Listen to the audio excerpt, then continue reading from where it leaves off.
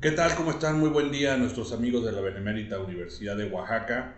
Me da gusto estar nuevamente aquí con ustedes platicando ahora de un tema sumamente importante para las relaciones colectivas de trabajo o para cuando hablamos de relaciones colectivas de trabajo, que es precisamente el derecho de huelga.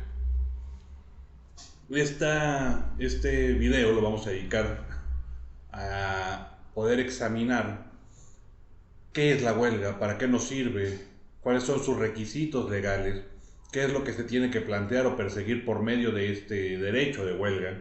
Entonces, bueno, creo sumamente importante que así como ya se habló de la contratación colectiva, que habíamos platicado que es como el brazo derecho de toda organización sindical, pues también tenemos que hablar del brazo de la fuerza, de ese brazo que ejerce presión cuando es necesario para pues buscar o vigilar que se dé cumplimiento a los contratos colectivos o incluso para pues facilitar que el interlocutor natural del trabajador, que es el patrón, se siente a una mesa de diálogo. Se siente una mesa de diálogo para poder llevar a cabo ese ejercicio del que hablamos la clase anterior, que es la negociación colectiva.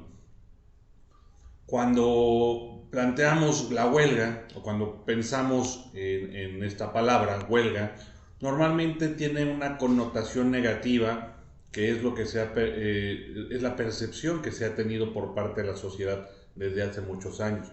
Por alguna razón insistimos o se insiste en pensar que la huelga es todo tipo de manifestación colectiva que de repente nos causan molestia en las calles porque nos cierran y no, no es eso, no tiene absolutamente nada que ver. La huelga, pues básicamente es una suspensión temporal de actividades hecha por una coalición de trabajadores, ¿sí? Pero bueno, vamos a ver cómo se realiza esta huelga, qué es, para lo cual y para no perder nuestra costumbre vamos a analizar algunos conceptos que nos proporcionan los doctrinarios para entender qué es la huelga.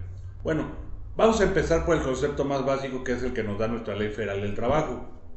Y nuestra Ley Federal del Trabajo, en su artículo 440, nos va a decir que la huelga es la suspensión temporal del trabajo llevada a cabo por una coalición de trabajadores, como lo habíamos comentado. Pero pues tiene un efecto mucho más allá, tiene un efecto social, busca el equilibrio entre los factores de la producción, busca darle fuerza o darle un contrapeso a los trabajadores cuando pues del otro lado de la balanza está el empleador con todo el peso económico, pues el otro va a tener al trabajador con los derechos, y dentro de estos derechos laborales va a tener el derecho de huelga, que además es bueno, un derecho consagrado que costó mucho trabajo adquirir, y que bueno, nuestro artículo 123, así como su ley reglamentaria, la Ley Federal del Trabajo, pues nos dan ya ese derecho a poder entablar esa fuerza o esa presión para animar al empleador a sentarse en una mesa de diálogo. Bueno, por ejemplo, hablando del concepto doctrinal, don Alberto Trueba Urbina decía que la huelga es un derecho social económico cuyo ejercicio le permite a los trabajadores alcanzar mejores condiciones de trabajo, prestaciones y salario, y en el porvenir sus reivindicaciones sociales. Claro, por medio de la huelga se busca mejorar las condiciones laborales de los trabajadores. Esto es, insisto, es por medio de la presión en los casos de que un empleador no tenga la voluntad o no manifieste la voluntad de sentarse a la mesa de negociación colectiva, pues entonces se va a emplear esta fuerza que va a ser la huelga, o sea, la suspensión temporal de actividades, pero para llevarla a cabo también tendremos que conocer ciertos pasos que se deben de concretar. Pero bueno, vamos a rescatar del concepto de Alberto Trueba Urbina que por medio de la huelga los trabajadores buscan alcanzar mejorar sus condiciones de trabajo. Ahora, don Mario de la Cueva iba un poquito más allá en su concepto al decir que la huelga es el ejercicio de la facultad legal de las mayorías obreras para suspender las labores de la empresa previa observancia de las formalidades legales para obtener el equilibrio de los derechos o intereses colectivos de trabajadores y patrones. Yo destacaría del concepto de Mario de la Cueva, pues precisamente esto, que para poder llevar a cabo o para poder ejercer este derecho de huelga, pues se tiene que dar cierta observancia a formalidades legales. Estas formalidades las vamos a encontrar nosotros, obviamente, dentro de la propia Ley Federal del Trabajo, ¿sí? Bueno, y ahora, como último, y no por eso menos importante, el concepto que nos proporciona don Néstor de Buen Lozano. Néstor de Buen nos dice que la huelga es la suspensión de labores de una empresa o establecimiento decretada por los trabajadores con el objeto de presionar al patrón para la satisfacción de un interés colectivo. Néstor de Buen ya le da el clavo, ¿sí? Si bien por un lado nos dice Trueba Urbina que por medio de la huelga se busca mejorar las condiciones de los trabajadores, Mario de la Cueva nos dice que sí existe el derecho de huelga, pero tiene determinadas formalidades legales. Néstor de Buen ya añade este punto del que comentábamos, que es la huelga un medio de presión, ¿sí? Voy a presionar al patrón, voy a presionar al empleador para que acceda en primera cuenta a sentarse a negociar. El derecho de huelga también lo vamos a encontrar bajo otras circunstancias u otros objetivos que va a perseguir esta huelga, como lo sería el cumplimiento de un contrato colectivo. Pero pues también para ejercer este derecho de huelga se tiene, digamos, ciertos pasos que cubrir, ¿no? Hay 3 etapas básicamente para ejercer el derecho de huelga. Estas etapas van a ser la gestación, ¿sí?, la prehuelga, así como la huelga estallada. ¿En qué consiste la primera etapa, la etapa de gestación? Bueno, palabras más, palabras menos. La gestación es en el momento en el que se van a coordinar los trabajadores para analizar qué es lo que buscan, qué es lo que quieren o pretenden por medio del ejercicio de este derecho, ¿eh? La gestación es una etapa en la que no interviene ni el patrón ni las autoridades de trabajo todavía. Y en la asamblea, la mayoría de los trabajadores deciden declarar la huelga, elaborando su escrito petitorio anunciando el objeto de la misma, y lo van a presentar ante la autoridad jurisdiccional competente, ¿sí? Bueno, ¿qué quiere decir esto? En la gestación los trabajadores se van a reunir, se van a organizar, van a dialogar y a llegar a un acuerdo del por qué consideran necesario, en primer lugar, emplazar al patrón a huelga, ¿sí? Porque primero se le emplaza, se le avisa y se le invita al diálogo antes de estallar esa huelga. Pero bueno, aquí los trabajadores nos vamos a poner de acuerdo. ¿Qué es lo que perseguimos? ¿Cuál será el contenido de nuestro pliego petitorio? ¿Qué día vamos a estallar esa huelga? Porque es importante también tener muy claro el día y la hora en que se va a estallar la huelga, ¿no? Y ya después, bueno, ya estamos todos organizados, tenemos todo listo. Viene entonces ya la etapa de prehuelga. Incluso en la etapa de gestación pueden considerar los trabajadores que no es necesario o que no quieren, no hay voluntad de estallar una huelga. Para el emplazamiento tiene que haber voluntad de estallar, ¿sí? Si no, sería pura llamarada de petate por parte de las organizaciones sindicales.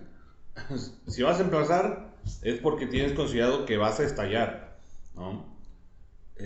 Algunas organizaciones sindicales pues como que lo hacen nada más tentando al patrón, pero pues no están dispuestos a llegar a la suspensión de actividades.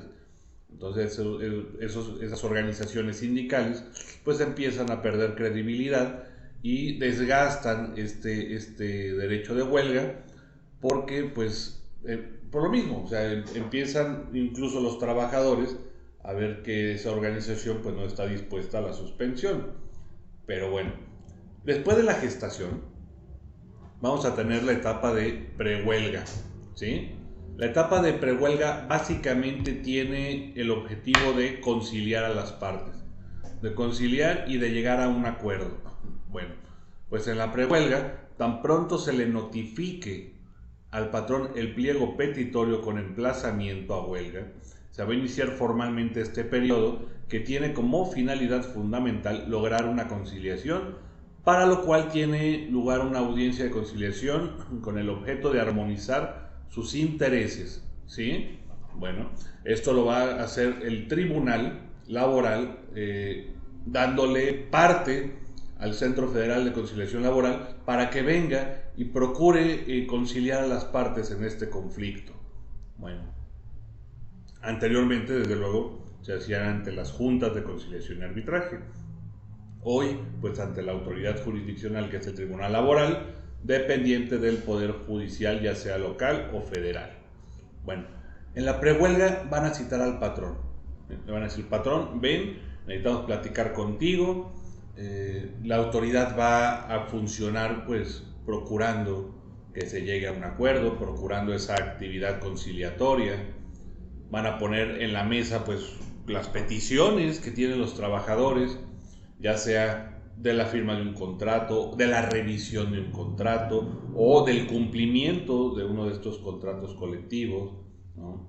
Entonces, pues, el tema es entablar y llegar a una solución antes de que se dé la suspensión de actividades, antes de que se pongan las banderas roja y negra, símbolo de la huelga. Y bueno, pues después ya sería un tanto más complejo, porque ya tendríamos que calificar, o bueno, la autoridad jurisdiccional tendría ya que calificar esa huelga. Bueno, entonces, la etapa de prehuelga busca conciliar a las partes. Es la última oportunidad que se tiene antes del estallamiento, ¿sí? Bueno, la tercera parte, ya hablamos de la gestación, hablamos de la prehuelga, hablamos ahora de la huelga estallada. No se pudo llegar a ningún arreglo entre las partes, no funcionó o no llegó a buen puerto ese intento de conciliar y bueno, pues se estalla la huelga. La huelga se inicia en el instante en que se suspenden las labores, colocando banderas rojas y negras como símbolo de la misma, y debe de estallar exactamente a la hora y el día señalado en el escrito inicial presentado por la coalición mayoritaria de trabajadores o el sindicato. Si estalla a otra hora, podría declararse de inexistente a menos que se haya dado una prórroga por parte de los trabajadores. Yo te emplazo a huelga, yo sindicato te emplazo a ti a huelga, empleador, y si yo te estoy emplazando, hoy estamos grabando esto el 14 de octubre, bueno, el día 24 de octubre está señalado el estallamiento de huelga. A partir de hoy, que estoy presentando ya mi pliego petitorio para que se te emplace a huelga, bueno, pues entonces tenemos 10 días para poder conciliar. Si llegamos al día 23 o 22 y siento que vamos por un buen camino, siento que sí hay una apertura al diálogo, pues entonces a lo mejor podemos dar una prórroga. Y la prórroga siempre va a ser por parte del sindicato o de la coalición de trabajadores, ¿ok? Y bueno, pues como le habíamos emplazado para estallar el 24 de octubre, pues vamos a señalar ahora que para el 30, ¿sí? Vamos a dar ese margen de 6 días más para ver si en esos 6 días podemos allanar nuestras pretensiones y pues llegar a un buen puerto sin la necesidad de suspender las actividades. Entonces, bueno, tenemos, ya dijimos, 3 etapas de la huelga: gestación, prehuelga y huelga estallada. Hay quien habla también de que hay una cuarta etapa, la etapa de la poshuelga. Como su nombre lo indica, si es post-huelga, pues ya no sería parte de la huelga, pero de todas maneras vamos a ver qué es esta llamada etapa de poshuelga. Y nos dice que es la inmediata, posterior a la firmeza de la resolución, en una u otra forma que va a resolver el conflicto, y declara el movimiento de huelga como legal y existente para todos los efectos, o huelga no existente o ilícita, o bien declarándolo imputable al patrón. Ahorita vamos a ver estas calificaciones que son muy importantes, pero bueno, hasta ahorita tenemos, recuerden, tres etapas. Y se los menciono así porque también vamos a tener 3 posibles calificaciones de esta huelga, ¿sí? La huelga, por parte, una vez que se ha estallado la huelga, puede ser calificada de 3 maneras.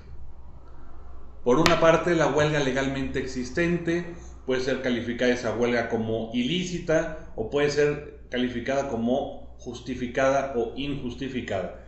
¿Cuándo, cómo, de qué manera se va a calificar la huelga? Bueno, esta calificación de la huelga la va a llevar a cabo la autoridad jurisdiccional a petición de el empleador, ¿sí?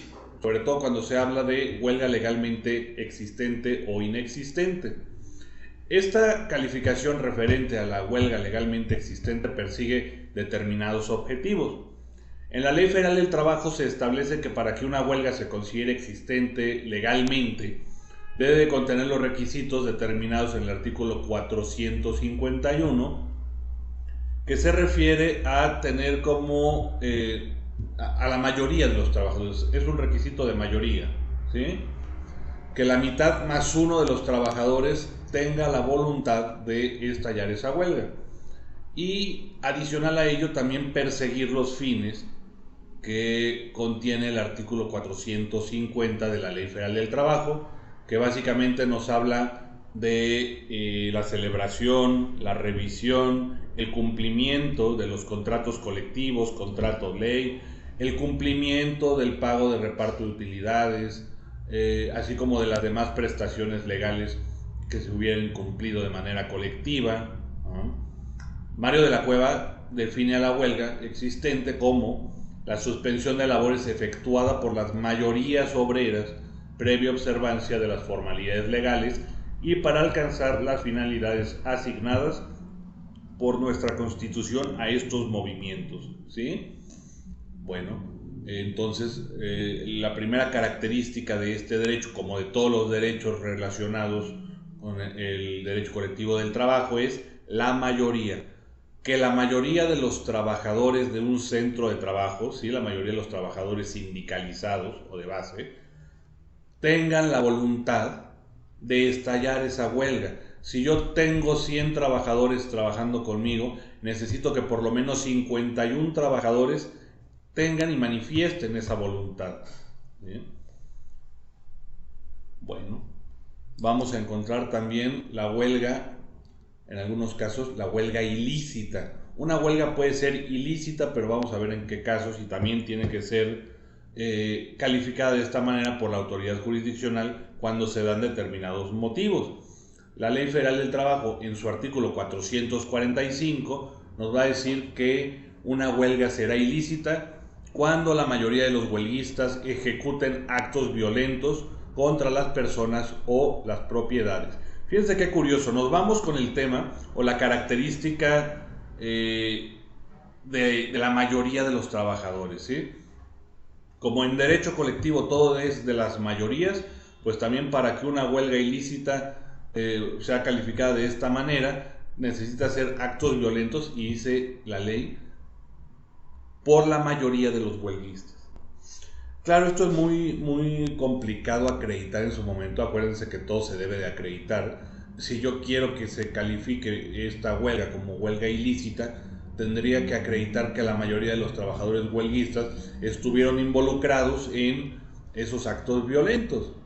Y yo me quedo pensando, bueno, si la mayoría de los trabajadores, y yo hablaba de que tengo 100 trabajadores huelguistas, tendrían que ser también forzosamente 51 trabajadores huelguistas para que sea calificado como huelga ilícita. ¿Qué pasa si son 30 o 40 los trabajadores que ejecutan actos violentos, que rompen cosas en las instalaciones del centro de trabajo? ¿Qué sucedería en este caso? Es una pregunta que, bueno, yo me he hecho desde hace mucho tiempo. Yo creo que es muy complicado en realidad, como empleador, poder acreditar que fueron la mayoría, incluso que sí hayan sido la mayoría. ¿Cómo lo vamos a acreditar? Bueno, ese es un problema para la calificación de la huelga ilícita. Por otro lado, también la huelga podrá ser ilícita en los casos de guerra, ¿sí? Cuando los trabajadores pertenezcan a establecimientos o servicios que dependan del gobierno. Bueno, creo que nunca se ha utilizado en México esa causal para una huelga ilícita, porque si nuestra Ley Federal del Trabajo es de 1931, pues el único antecedente que tenemos de guerra después de eso, pues a lo mejor en la Segunda Guerra Mundial, el Escuadrón 201, pero fuera de eso, pues no recuerdo yo algún caso en el que pudiera haber actualizado esta causal de estar o encontrarnos en estado de guerra. 401. Bueno, tercera calificación, huelga justificada. ¿Cuándo una huelga va a ser justificada? Bueno, la huelga será justificada cuando sea imputable al patrón. ¿Sí? Es la huelga imputable al patrón que compruebe los objetivos de la huelga. En esta se pueden exigir al patrón o patrones cubrir el monto integral de los salarios caídos. Se puede declarar injustificada en el momento en que se demuestre el error o la inexistencia de los objetivos que se persiguen con la huelga. ¿Qué quiere decir esto? Una huelga puede, en primer lugar, ser calificada como legalmente existente. Esto, si cumple con los objetivos del 450, que ya decíamos que palabras más, palabras menos, busca la celebración, la revisión y el cumplimiento de los contratos colectivos y contratos ley, así como el cumplimiento del reparto de utilidades, entre otros derechos, ¿sí? Ahorita los vamos a examinar a detalle qué es lo que persigue el 450. Pero esto nos dice una cosa: yo como sindicato o como representante de una coalición puedo establecer en mi pliego petitorio que el emplazamiento de huelga o el motivo, en su caso, del estallamiento de huelga es que el patrón pues ha violado, ha incumplido el contrato colectivo, porque en el contrato colectivo se establece que el aguinaldo nos lo van a pagar a razón no de 15 días por el año laborado, sino a 20 días, ¿sí?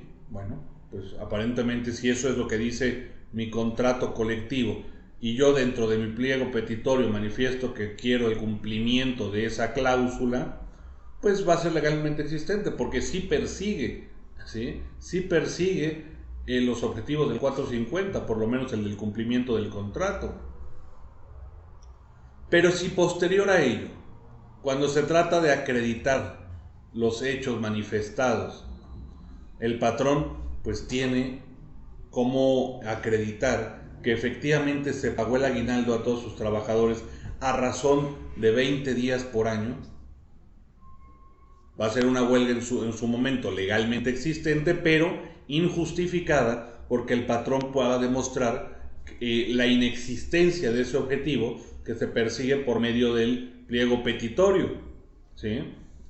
Entonces todos los trabajadores tendrían que regresar a su lugar de trabajo. Entonces, bueno, una huelga va a ser legalmente existente cuando persiga, ya dijimos, el objetivo del artículo 451, que se refiere a que tiene que ser por la mayoría de los trabajadores, y cuando persigue los objetivos del artículo 450, ¿sí? Bueno, va a ser ilícita cuando la gran mayoría de los trabajadores ejecuten actos violentos en contra de las personas o las propiedades del empleador, o en caso de guerra cuando los trabajadores pertenezcan a establecimientos o servicios que dependan del gobierno. Y la huelga va a ser justificada cuando sí se acredite que ese motivo que persigue mi pliego petitorio relacionado con alguno de los objetivos del artículo 450 es real, ¿sí? Cuando yo acredito que efectivamente ha habido un incumplimiento de contrato, o cuando efectivamente demuestro que no hay la voluntad de la firma de un contrato colectivo de trabajo, ¿sí? O que el patrón se rehúse a las revisiones. Recuerden que los contratos colectivos, por lo que platicamos hace 2 clases, se van a revisar de una manera integral cada 2 años, y cada año se va a revisar por lo menos lo que hace a los tabuladores salariales. Bueno, entonces tenemos 3 etapas de la huelga: gestación, prehuelga huelga estallada. Tenemos también 3 posibles calificaciones. Vamos a tener huelga legalmente existente o inexistente, vamos a tener huelga ilícita y vamos a tener huelga justificada o injustificada, 3.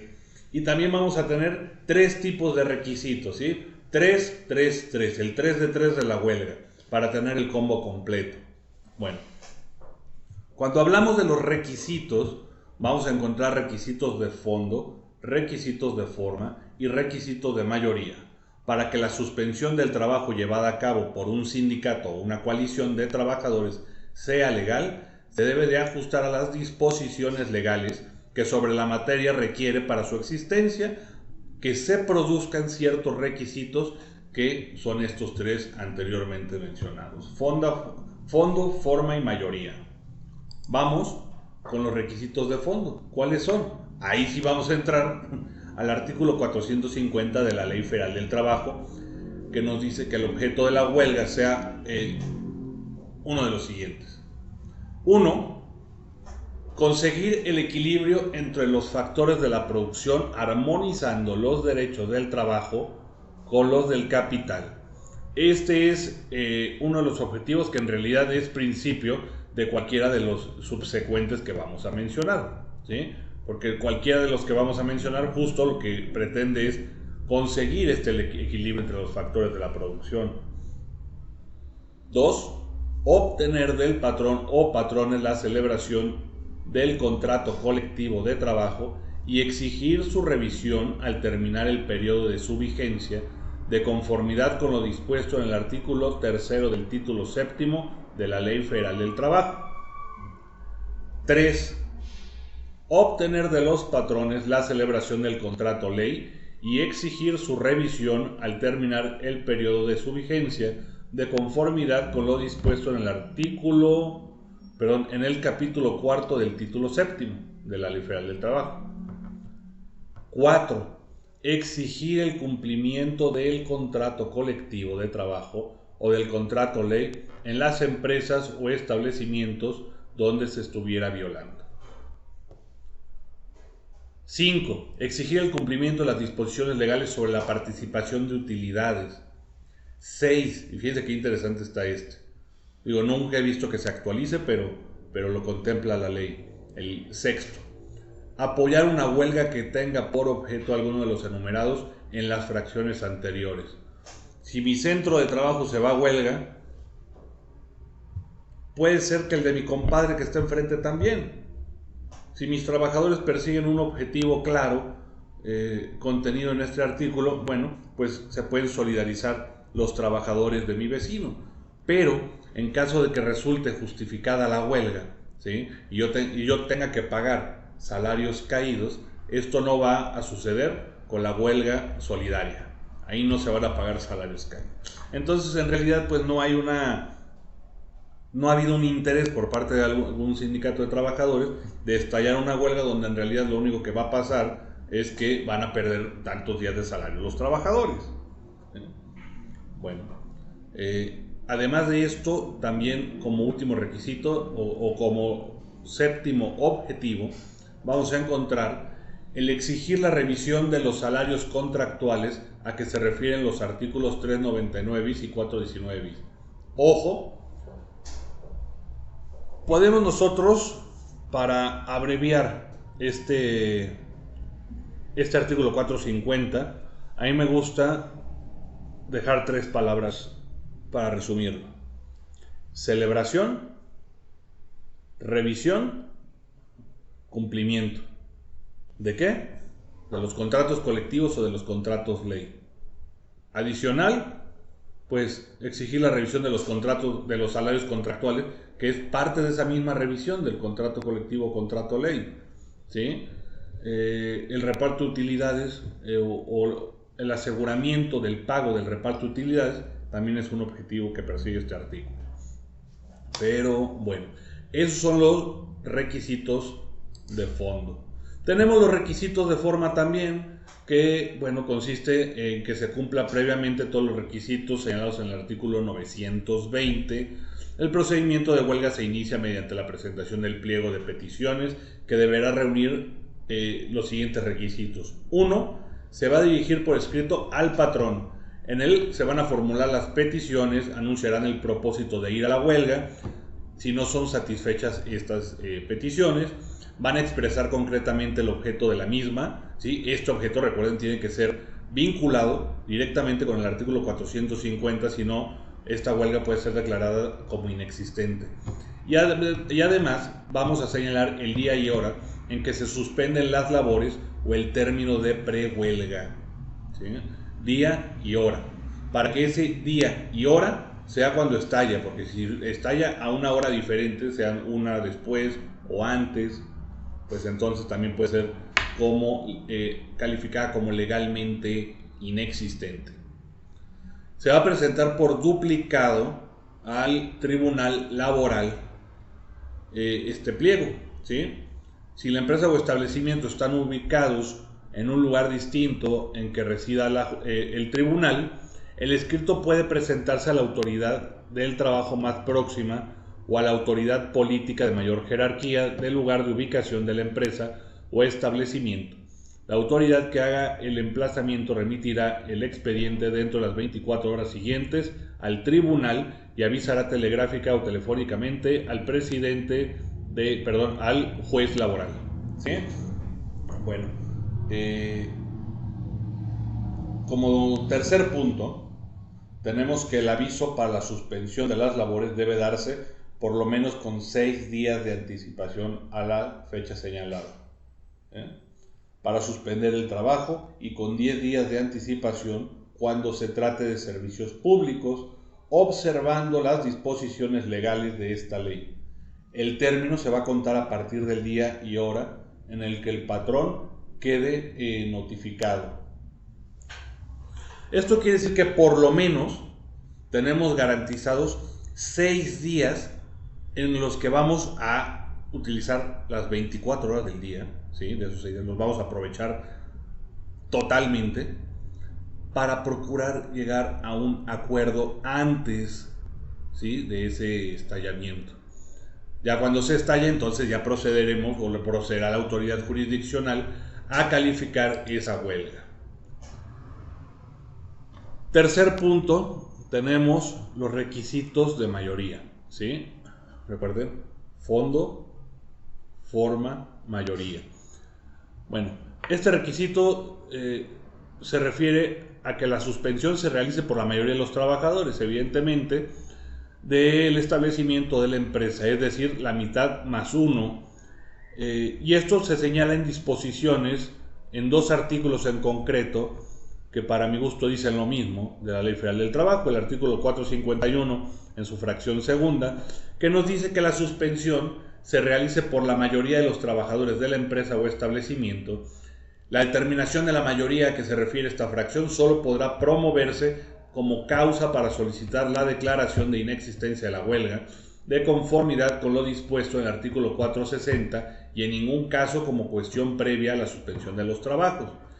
Y por otro lado, el artículo 459 nos dice que la huelga es legalmente inexistente si la suspensión del trabajo se realiza por un número de trabajadores menor al fijado en el artículo 451.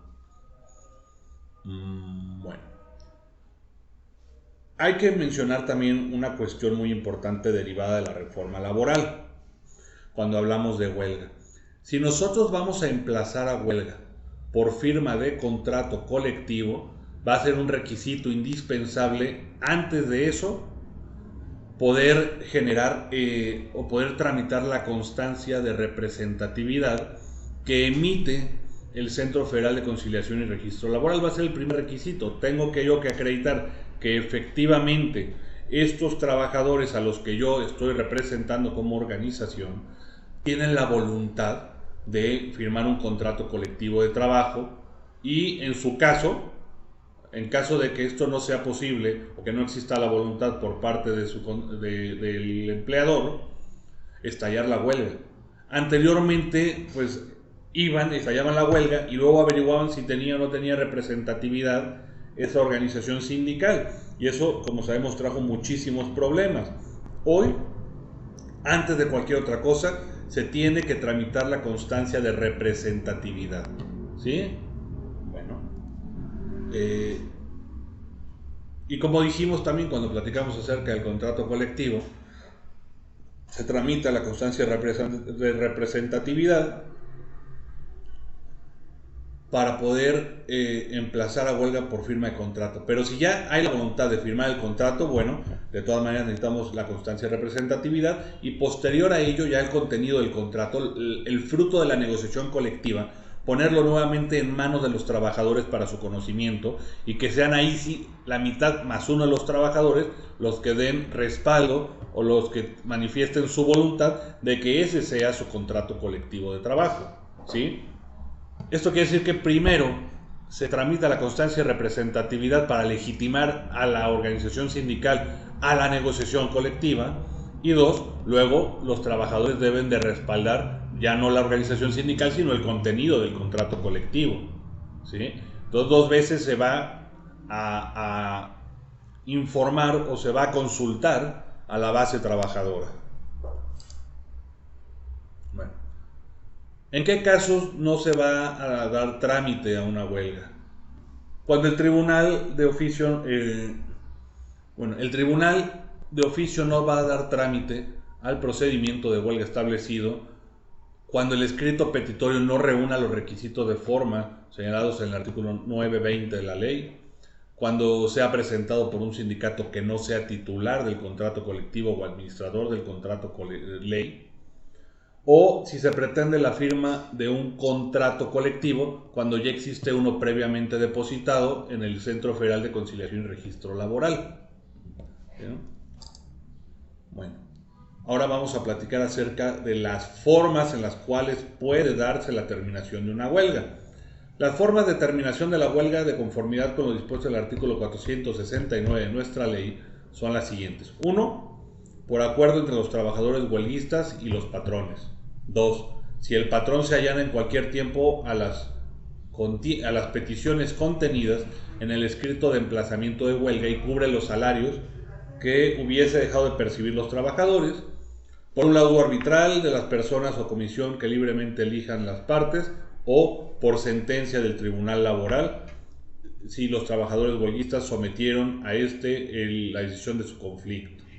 Bueno, como vemos, es indispensable conocer un poco más allá de nuestro derecho de huelga. Digamos, los pilares fundamentales para poder conocer el derecho colectivo del trabajo son 3. El sindicato y su organización, ¿sí? El sindicato y su composición, su directiva sindical, su asamblea sindical, las atribuciones, hablar de la libertad sindical propiamente, ¿sí? Recuerden con estos 3 puntos que mencionamos o que mencionaba Mozart Russomano, la libertad sindical se compone de libre sindicación, pluralidad sindical y autonomía sindical.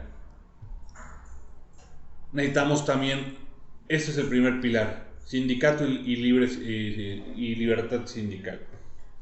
Como siguiente pilar vamos a encontrar la negociación y contratación colectiva, ¿sí? La negociación, aquella herramienta que me va a llevar hacia un posible resultado que será un contrato colectivo de trabajo y posterior a ello podría ser ese contrato colectivo elevado a un contrato ley si la gran mayoría de los trabajadores dedicados a esa industria y que se encuentran sindicalizados así lo solicitaran, ¿sí?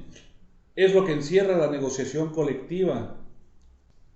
Y recuerden que la negociación colectiva, así como su fruto o resultado, que es el contrato, tiene como objetivo, sí o sí, el mejoramiento de las condiciones de los trabajadores. Si no persigue el mejoramiento de las condiciones y se refiere a mejorarlas, tomando como piso mínimo la ley, ¿sí? De la ley hacia arriba es mejorar las condiciones de trabajo, no mantenerlas ahí. Y el tercer pilar, y por eso era fundamental platicar de él, el derecho de huelga. El derecho de huelga es indispensable porque genera un contrapeso en esa balanza en la que se encuentra, por un lado el empleador con todo el peso económico, pero por otro lado los trabajadores con la posibilidad de actuar unidos, asociarse y ejercer una fuerte presión para que el empleador acceda. Y recuerden que básicamente la huelga lo que persigue es celebración, revisión y cumplimiento. Espero verlos pronto, posiblemente les envíe un video adicional a este, pero bueno, me ha dado mucho gusto compartir estas transmisiones con ustedes, que espero sean de provecho. Gracias por darme la oportunidad de estar aquí como su profesor, ahora en la especialidad de Derecho Laboral, y pues bueno, quedo a sus órdenes, cuídense mucho. Nos vemos.